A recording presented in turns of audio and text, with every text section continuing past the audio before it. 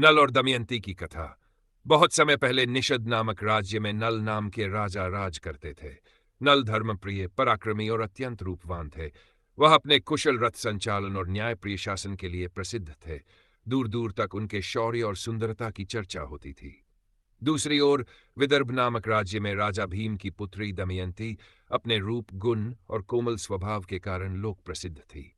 एक दिन नल अपने उद्यान में टहल रहे थे। तभी उन्होंने एक स्वर्णमय हंस देखा। हंस इतना सुंदर था कि नल उसे पकड़ने की कोशिश करने लगे। जैसे ही उन्होंने हंस को पकड़ा, वह बोल उठा, हे राजा, मुझे मत पकड़ो।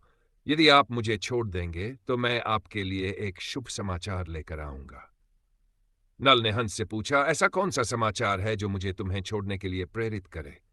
हंस ने मुस्कुराते हुए कहा, विदर्भ की राजकुमारी दमयंती इस संसार की सबसे सुंदर और गुणवान स्त्री है। यदि आप चाहे तो मैं उनके पास जाकर आपके बारे में बताऊंगा और उन्हें आपके प्रेम का संदेश दूंगा। नल ने हंस को मुक्त कर दिया।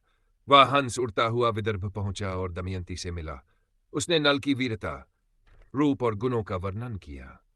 दमयंती नल की प्रशंसा सुनकर उनके प्रति आकर्षित हो गई।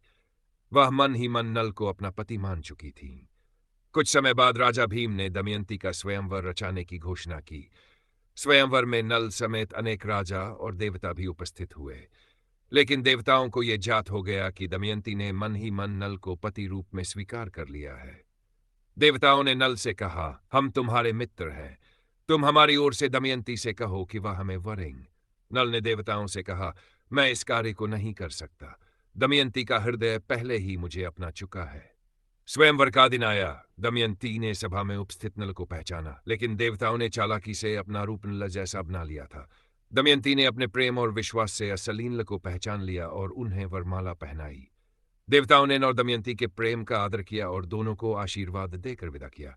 शादी के बाद नल और दमयंती का जीवन सुख में चल रहा था, लेकिन इसी बीच कलयुग नल के जीवन में प्रवेश किया।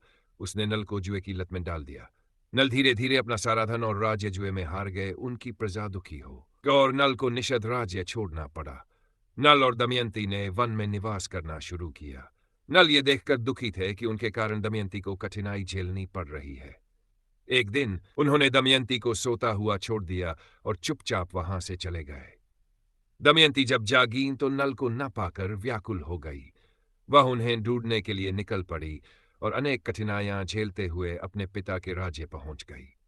उन्होंने नल की खोज के लिए चारों दिशाओं में अपने दूत भेजे। इधर नल अपने कष्टों से मुक्ति पाने के लिए कीष्टि की शरण में पहुंचे। ऋषि ने नल को एक सांप से मुलाकात करने की सलाह दी। उस सांप ने नल को अपना रूप बदलने का वरदान दिया। नल ने अपना नाम बदलकर बाहुकर लिया और राजा तुपर्ण के यह अर्थ संचालक बन गए। दमयंती को यह समाचार मिला कि उपर्ण का अर्थ संचालक असाधारण है। उन्हें विश्वास हुआ कि वह नहीं हो सकते हैं। उन्होंने तुपर्ण को अपने राज्य आमंत्रित किया। जब तुपर्ण विदर्भ पहुंचे तो दमयंती ने बाहुक को देखकर तुरंत पहचान लिया कि वह नल ही है। नल ने दमयंती से अपने कष्टों के लिए क्षमा मांगी। दमयंती ने उन्हें दिलासा दिया। नल ने अपनी खोई हुई पहचान और राज्य को फिर से प्राप्त किया। दोनों ने मिलकर अपने राज्य को फिर से समृद्ध किया और सुखमय जीवन बिताया। यह कथा सिखाती है कि सच्चा प्रेम, धैर्य और साहस हर कठिनाई को पार कर सकता है।